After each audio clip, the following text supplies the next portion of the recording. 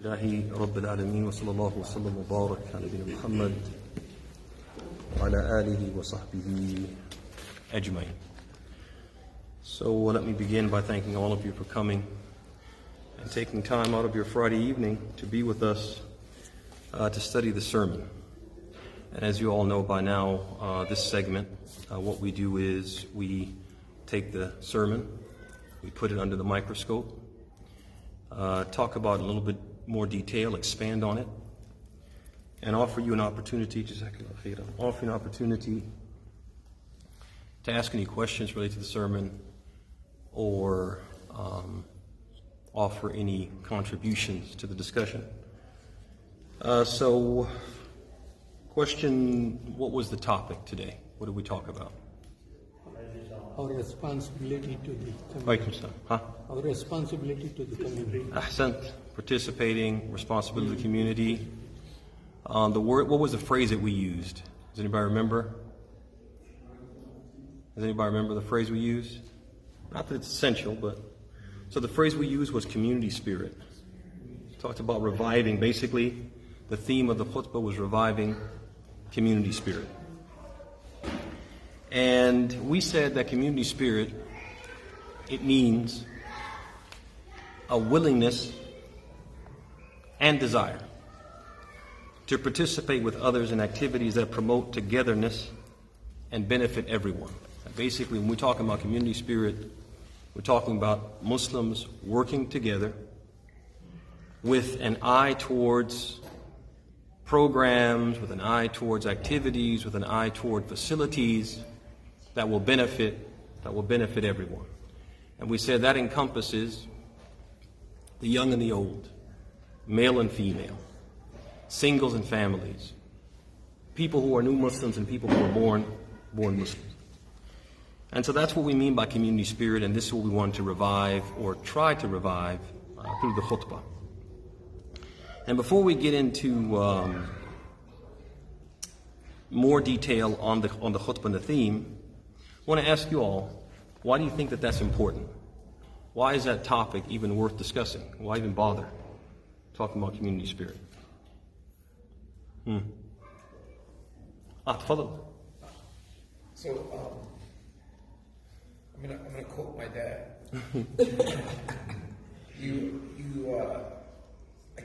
This when I was young, probably this guy's age, not this guy, this guy's age. Somewhere in between. Somewhere in between. I keep telling him the ummah needs to be strengthened. What are we going to do about the ummah? He says, think about yourself first. Strengthen your religion. Strengthen your deeds. Strengthen yourself. And then strengthen your family unit. And then strengthen your community. MashaAllah. And then the greater community. And then the ummah will follow. So MashaAllah. So it's a step process. Okay. And inshallah, we're going to continuous improvement on ourselves and our family. And then the next part is the community is what we got to do. So basically, to summarize what you said, and you said it very, very well, I like what you said, is that basically if we consider the ummah and trying to fix what is broken with the ummah, the world Muslim community, the global Muslim community, one of the steps toward that is fixing our own community. And basically we'll never get here if we miss this step. If this, if that rung of the ladder isn't placed there, if that floor of the building isn't placed there, we can't go up in floors. I like the way you said that. Anybody else? Abd'Llah, Amin. I would say it's a part of the sunnah, and it's also a part of the deen. Okay. So one of the reasons,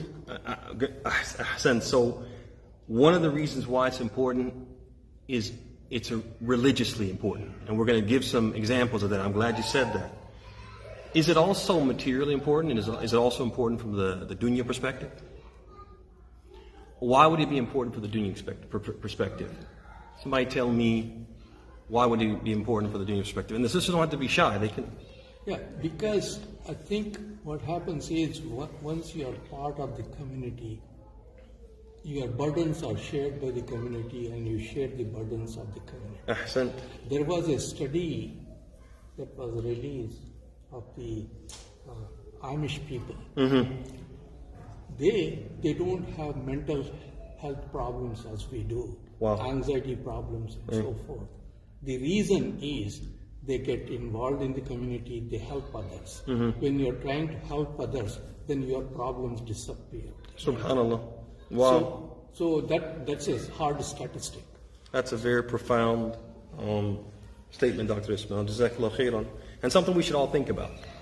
Because there are studies that are being done right now about why the society is so depressed, why the society is so full of anxiety, why there are so much suicidal ideations, right?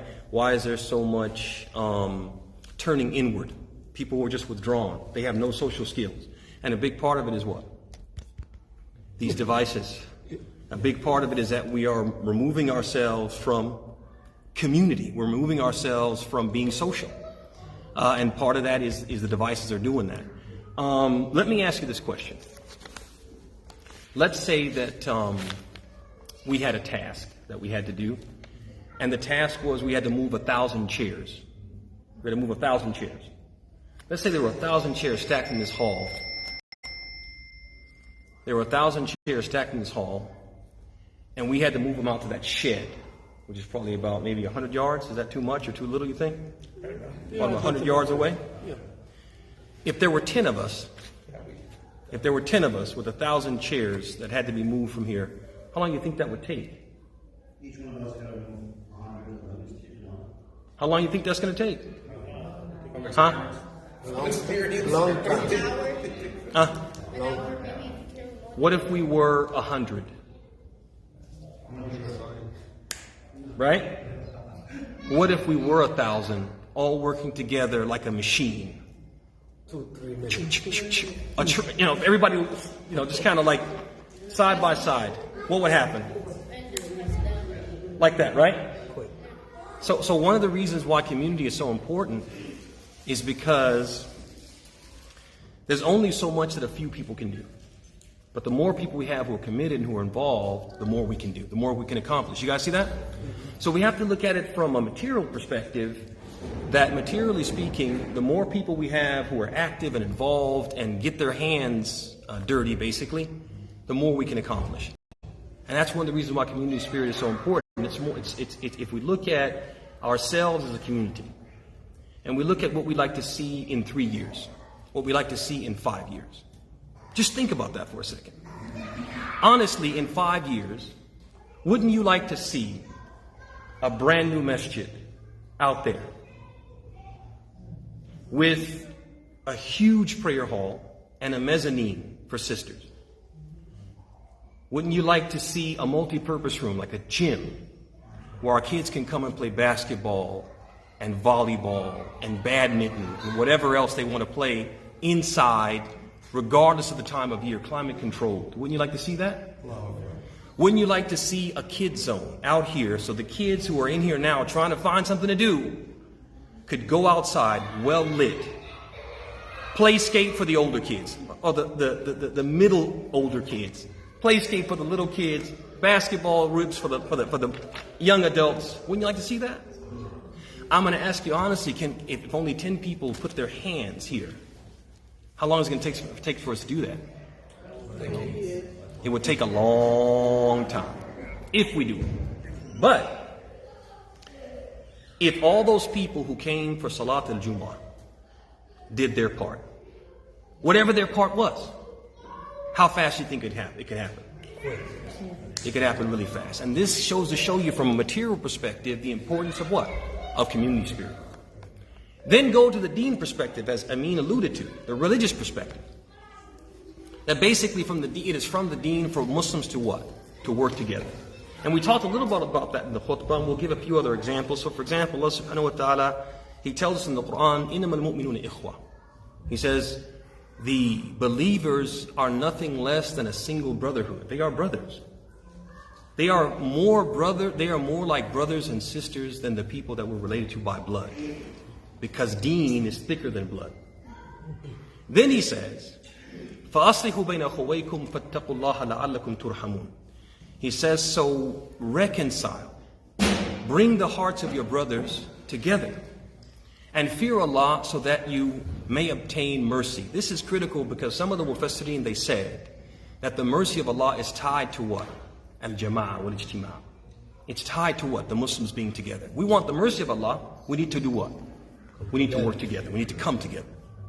And also the scholars have often told us, they repeat it, sometimes you hear it in the khutbah a lot, وَيَدُ اللَّهِ مَعَ الْجَمَاعَةِ. The hand of Allah. Allah is with the Jama'ah. If Allah is with us, who can be against us? You guys see that? And so if we really learn to work together, Allah will help us and make those dreams that we have a reality. He'll make them a reality, but we have to learn to work together. طيب. So we said it's important, and we gave in the khutbah some examples of the emphasis, how Islam has emphasized it. Now they were kind of mixed in with what we were talking about when we started talking about some of the suggestions and how we respond to shaitan. But we gave some indications from the Sunnah that this working together is very, very important. Can anybody remember anything we said in the sermon that shows how our religion emphasizes this working together, this jama'ah, this community spirit, I should say? Anybody remember anything in the khutbah that kind of points to how our religion stresses and emphasizes community spirit? Does anybody remember the hadith of Nu'man? Famous hadith, the Prophet gives an analogy, مثل المؤمنين. تفضلي.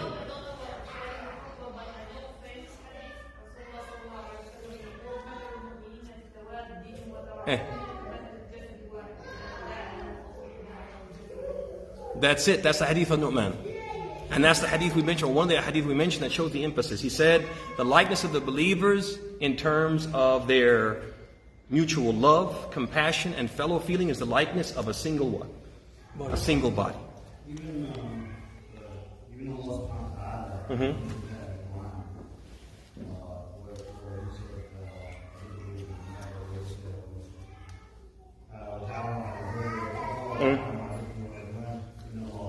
Mumtaz, وَتَعَاوُنُ عَلَى الْبِرِّ وَالتَّقْوَى. Cooperate with one another upon righteousness and piety. Right? So we had the hadith of Nu'man, we mentioned the khutbah, you mentioned the ayah, وَتَعَاوُنُ. Also, we also had the hadith of Jarir. You guys remember the hadith of Jarir?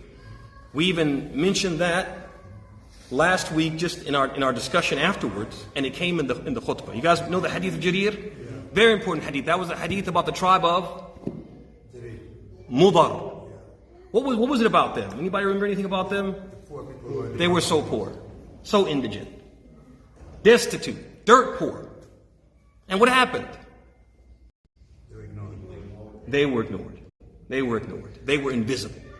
And this made the Prophet upset. فَتَمَعَّرَ وَجْهُ صَلَّى اللَّهُ عَلَيْهِ وَسَلَّمَ. Right? Mumtaz. Now that hadith, I want to sit on it for a second and mention just some of the fawaid, some of the benefits from that hadith that speak to this concept of community spirit. So one of the things that the hadith teaches us, if you look at the hadith, it teaches us the importance of contributing. Because notice the Prophet told him, he said to the people, tasaddaq rajul. Contribute. Give. Do something. It's important, brothers and sisters, when it comes to community, if we're going to really revive community spirit, that we have to have our hand. We have to have our hand in the community. Somehow, some way, you shouldn't be able to go home, look yourself in the mirror and ask yourself, where is my hand in the community? What contribution do I make to community? And then you look back at yourself and can honestly say, or can't honestly think of anything, your answer is nothing. There is nothing. I'm not on a committee. I'm not on a board. I don't volunteer for anything. I don't make any monthly donation. I don't have my kids in weekend school. I come for Jumu'ah and that's it. None of us should be able to say that. We shouldn't be able to say that, but some of us can. Some of us can actually say that, and shame on us. So one thing the Prophet said in the hadith, tasaddaq rajul. Contribute, give something. Something. Then notice, yes sisters, is there a question? Does have a comment? You guys don't have to be shy. If we're saying something wrong, correct us. Are we saying something wrong? Correct us.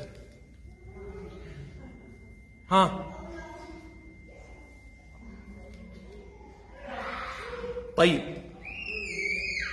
So then, if you also notice in the hadith, another thing from the hadith is he said, تصدق رجل من ديناره ومن درهمه ومن ثوبه ومن صاع تمره ومن صاع بره. He wasn't two things. One, he was telling them, contribute what? Whatever you can. And he kept saying, min litab'id. He's saying, give what? Some, not all. Allah isn't asking us to give what? Everything that we have, just give what? Some of what we have. And whatever that is.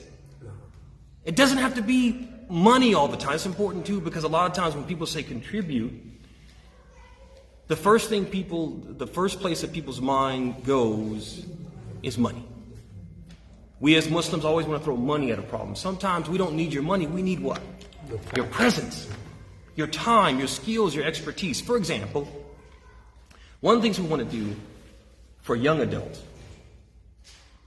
we want to do, and when I say young adults, maybe I shouldn't say that. What I'm talking about is like tweens, maybe, tweens. One of the things we want to do for them is STEM programs. We want to do programs that will prepare them for college and beyond. Help them decide what they want to do, what they want to be.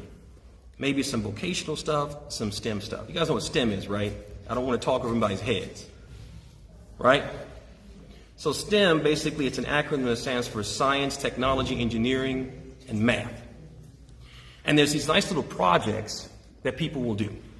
So, for example, they'll make a balloon-powered car. They will make these like Lego robotics. They'll make a hand out of Legos and certain electrical wiring that will actually do what? That will grasp. They can actually take that to the next level, and they can do coding that will make the hand grasp and open using what? The code. I am positive that there are people here in the mosque who could do this, who could get kids together and teach them this. That skill is more valuable than their money. And our kids would come to the masjid, come to the house of Allah, get off in one of these rooms, learn a very important skill, offer dhuhr or asr with their mentor. And they would have this memory etched in their brains. I came to the masjid and learned something that changed what? Changed my life. Changed the trajectory of my life. Helped me decide what I wanted to do with my life. We can do the same thing with carpentry and woodworking. We can do the same thing with crafts. We can do so many things, and there are people with the skills. But the skills don't do us any benefit if a person keeps them where? In their pocket. We need your skills. And this is when the Prophet said, this is part of the reason, or the part of the meaning of what the Prophet meant when he said, tasaddaq rajul. From this, from that, just give whatever you can. Like, there's also a few other teachings really quickly, because I don't want to spend too much time on this. There's a few other things I want to say.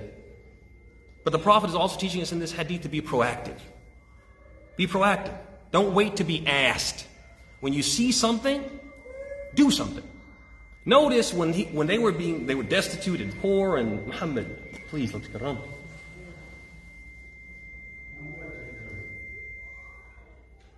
So there they were, destitute, dirt poor. It was obvious to everyone. And the Prophet got angry. Why? Because they were waiting to be told. Don't wait to be told. You see these people are in need, you give charity, you help them. Be proactive. Also, don't wait for someone else. The Prophet is basically telling you are someone else. You are someone else. So when the call goes out, hey, we need help with this, we shouldn't do this. We shouldn't do that. We should take it personal. As if the person is talking to what? They're talking to me. They mean me. Hey, we need somebody to help clean out this room, sweep out this room. It's as if they said, we need Abd'Llah, we need you. That's how I should take it. And also, we also should realize from the hadith, if you look at the end of the hadith, which we didn't share in the khutbah, we'll share it now. At the end of the hadith, or toward the end of the hadith, when the Prophet gave this maw'idah, tasaddaq rajul min kada wa min kada wa min kada, ultimately there was a man from the Ansar who got up as the Prophet was giving his mu'idah. And then he went and he brought a bag. Allahu Alam, what was in it? Dates, wheat, barley, what? But there was something in it. It was a bag. And Jarir, he said, كادت يده تعجز عنه. I'm sorry, تعجز عنها بسرة. جاء بسرة. كادت يده تعجز عنها بل قد عجزت. He said he could barely what? Barely carry it. It was so heavy. And then when he did that, light bulb, everybody else was like, okay, this is what we need to do. So pretty soon what ultimately happened was there was a heap, from people bringing this and people bringing that, there was a heap of food and material, qamash, in front of them.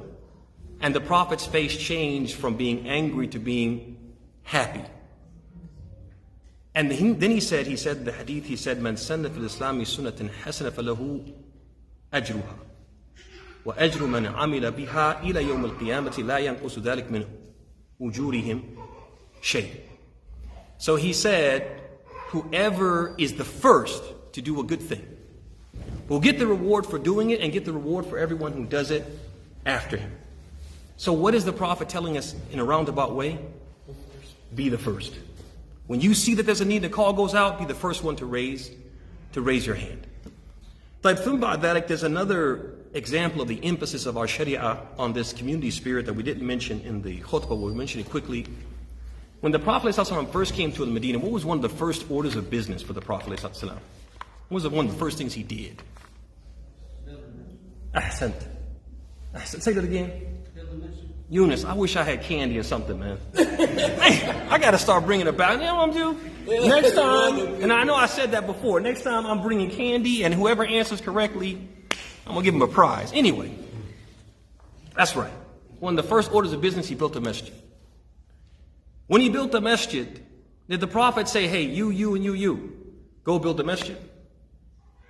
10 people and the rest of the community sat back and drank tea? Is that what happened? Everybody worked on that masjid. Including who? Rasulullah sallallahu alaihi wasallam. The Prophet carried with his blessed hands, he carried bricks. Helped with the mortar, helped dig the foundation. The Prophet worked side by side with his companions to the point that the companions, and they like to do this, when they worked, they would make shi'r, they would make anashid, to make the work go faster, to remove the monotony. So they made this poetry as they were working with the messenger, right there side by side, sweating with them. They said, لَإِنْ قَعَدْنَا وَالرَّسُولُ وَالنَّبِيُّ يَعْمَلُ لَكَانَ ذَلِكَ مِنَّا الْعَمَلَ الْمُضَلَّلُ.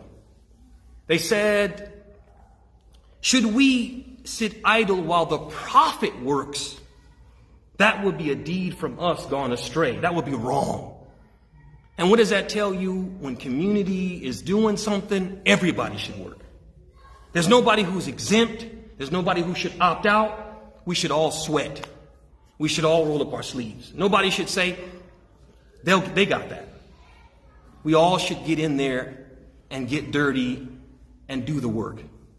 And so all of these are examples of the emphasis that our Sharia places on community spirit. So now the question comes, what stops us from doing it? What stops us from having this community spirit? Personal engagements. Well, who tells us the personal engagement should be prioritized though? You do yourself. We do? Or does somebody else tell us? Ahsant. The shaitan. The shaitan gives us these suggestions and gives us every reason in the world, a million reasons sometimes, not to participate, not to be active, not to revive, not to engage in community spirit. And we mentioned Tafadali.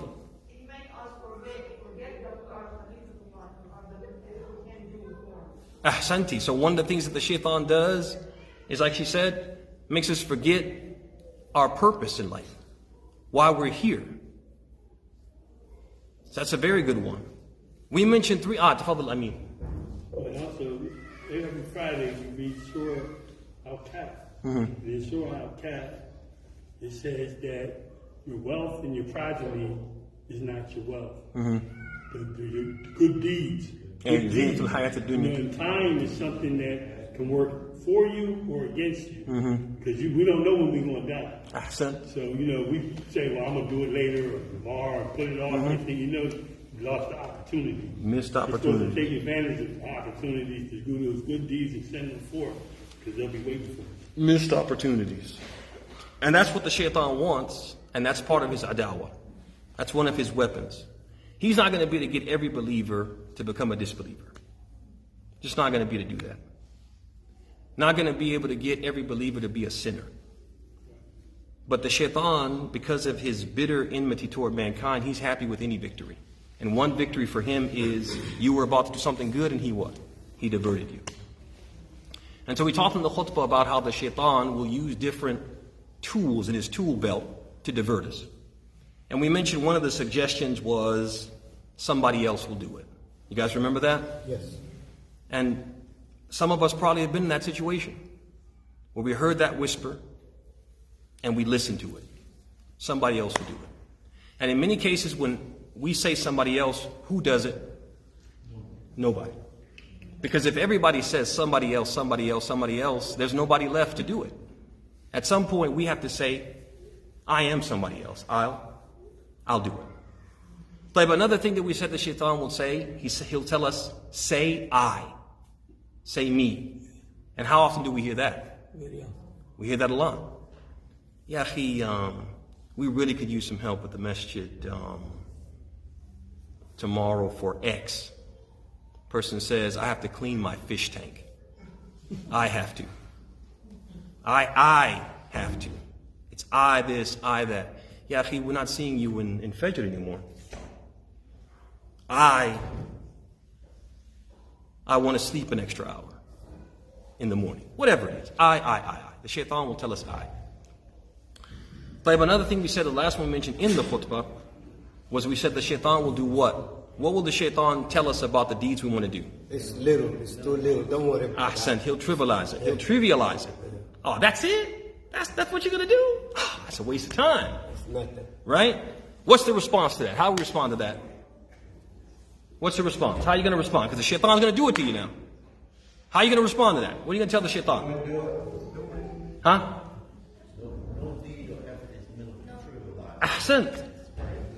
Because something that we see as small, تَحْسَبُونَهُ هَيِّنًا وَهُوَ عِنْدَ اللَّهِ عَظِيمٌ. You think it's a small thing, but with Allah it's what? It's a big deal. And we saw that in one of the hadith. Somebody remind me of the hadith. One of the hadith we mentioned in the khutbah that shows us that, look man, ahsan, it's a bush, it's a piece of bush. In the grand scheme of things, it doesn't seem like a big deal. فَغَفَرَ اللَّهُ فَشَكَرَ اللَّهُ لَهُ فَغَفَرَ لَهُ. Allah appreciated what he did and forgave his sins for what? For moving a piece of a bush that was thorny that could have hurt someone. Somebody could have stepped on and hurt themselves. But I want to mention a few other suggestions. But before I do that, we mentioned, just as a fa'idah, we also mentioned the hadith where the man was walking along and he was thirsty. You guys remember that hadith? Yes. And he gave water to a dog, right? There are other versions of that hadith. And one of the versions, collected by Bukhari and Muslim, it wasn't a man. Baghiya min baghaya bani Israel. Listen to this, it was, Azzakumullah, it was a prostitute from the prostitutes of Bani Israel. And she gave a dog drink, فَشَكَرَ اللَّهُ لَهَا وَغَفَرَ لَهَا. A prostitute. Well, that's a totally different one. I say this to say, if this is what can happen for someone who does that, what about good people like you? Good people like you, if you just come to the masjid and do one good thing, pick up something, put away something. You see something's out of place and you put it back where it's supposed to go. You're called out and said, hey, we need someone to, we're doing this program for the youth. We need somebody to just go pick up the pizzas for the youth. And I'll go do that. You just do something to help the masjid. If this is what Allah was willing to do for this person, what would Allah do for you? We have to think about that. Our mind has to be there.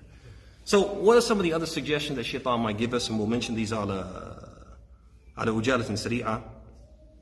So the first one, another suggestion that comes to us has to do with mentality. A lot of people, they come from environments, they come from countries where the mosques are taken care of by something called awqaf, endowment. Endowment. You don't have to clean the mosque as a person, as a worshiper. You don't have to, if the masjid needs to be expanded, you don't have to raise money to do that. If it needs new carpet, that's not something you have to do. There's what? There's an endowment for that. Some people come with that mentality to what? To the U.S. And they come to a place and they see the carpet and they see the restrooms and they see whatever it is, and they assume that what? There's some government agency donating money that funds the mosque, keeps the lights on, runs the heat, changes the rug every 3 years, fixes the bathroom if something's broken. Is that how it works in America? No. There's a study by ICNA. 99% of mosques in America are supported by their communities. 99%. Basically what? All of them. Whatever happens in here happens because of what we do or we fail to do. Oh, these bathrooms are awful. What is this? They're awful because why? There's no waqf. There's no endowment. They're awful because if we don't like it, we have to do something about it. We have to do something about it. And when we don't do it, there's an article in The Guardian from about 2 years ago. When we don't do that, when communities don't step up, mosques have to close. Forget about just having an awful restroom, but having a mosque. Some mosques have had to close, and you guys are intimately familiar with that. Am I not correct? Isn't there a mosque locally that had to close after COVID? Didn't that happen? It was in Newport News. That wasn't J5, but there's another one. Mission. Was it Mission? Oh,